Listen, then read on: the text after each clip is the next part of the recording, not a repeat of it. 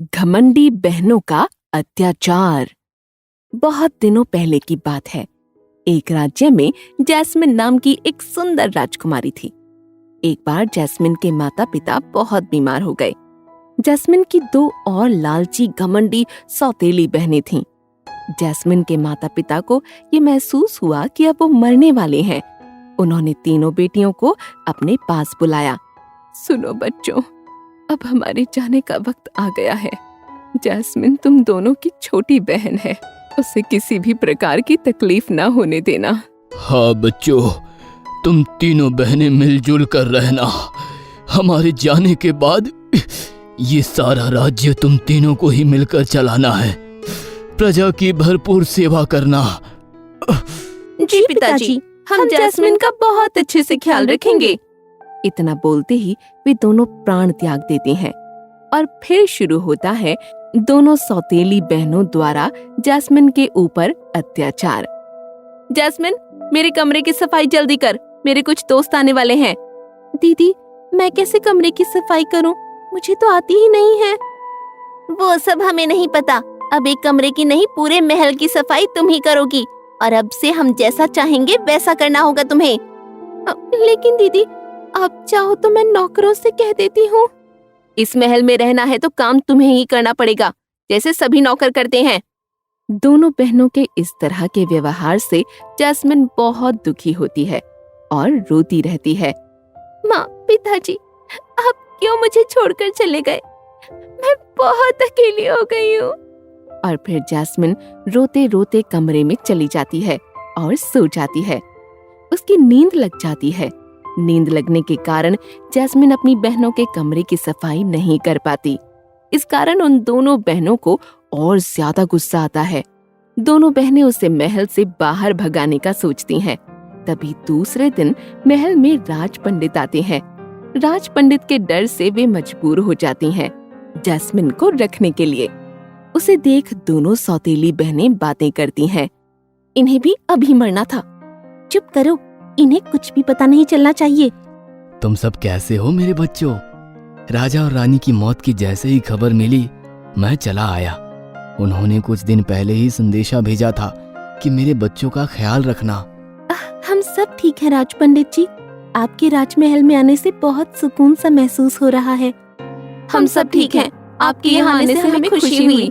आप तीनों बहनों की खैरियत देखकर बहुत सुकून मिला मुझे। अब मुझे आज्ञा दीजिए। आप यहाँ रुकेंगे तो हमें बहुत अच्छा लगेगा।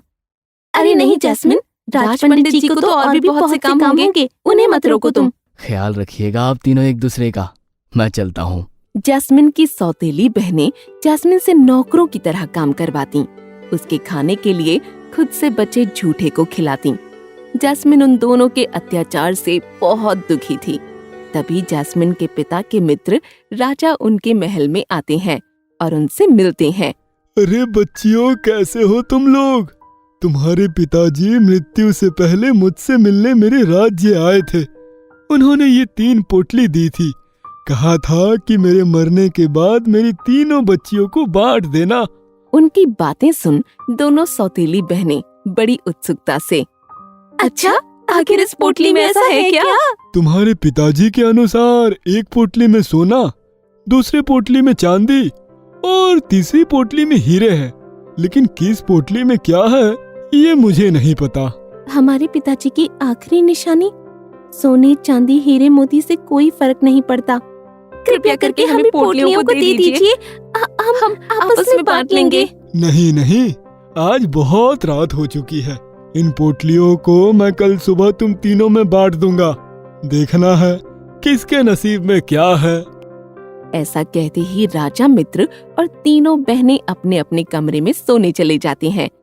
जैसे ही आधी रात होती है, दोनों सौतेली बहनें उन पोटलियों की चोरी करने राजा मित्र के कमरे में जाती हैं और तभी राजा मित्र की आंखें दरवाजे की कुंडी की आवाज से खुल जाती हैं और उनको दोनों बहनें दिखाई देती हैं। ये क्या? तुम दोनों यहाँ क्या कर रही हो? हमें माफ कीजिएगा, हम ये देखने आए थे कि आप आराम से सो पाए हैं या नहीं। मुझे सब पता है। तुम दोनों बहनें मेरे लिए नहीं, पोटलियों के लालच में आए हो। तभी इस शोर शराबे को सुनकर वहाँ जैस्मिन भी आ जाती है। कैसी आवाज थी दीदी? और आप दोनों यहाँ क्या कर रही हैं? तुम कौन होती हो हमसे पूछने वाली? ये हमारा महल है, हम कहीं भी जा सकते हैं। तुम इस राजमहल से निकल जाओ। जैस्मिन कहीं नहीं जाएगी। जितना हक तुम दोनों का है इस राजमहल में, उससे 2 गुना हक उसका है। किसका कितना हक है ये बताने वाले आप कौन होते हैं? आप केवल हमारे पिता के मित्र हैं। वाह लालची बच्चियों, मैं कौन हूँ? मैं इस राजमहल का दूसरा वारिस तुम्हारे पिताजी का छोटा भाई हूँ। मैं वेश बदलकर ये देखने आया था कि यहाँ क्या चल रहा है, और इन पोटलियों में मिट्टी के सिवाय कुछ नहीं है। निकल जाओ इस राजमहल से तुम दोनों बहनें, नहीं तो तुमको अभी कैद करवा दूंगा। उनकी बातों को सुन दोनों बहनें बहुत डर जाती हैं और जैस्मिन अपने चाचा को बोलती है, नहीं चाचा जी, आप ऐसा नहीं कर सकती। हम तीनों बहनें हैं, हम एक दूसरे के बगैर नहीं रह सकती। देख लिया नालायकों, जिसे आज तक तुम दोनों सौतेली समझकर सताती रही, वही आज तुम्हारी सलामती की कामना कर रही है। अब भी वक्त है, संभल जाओ।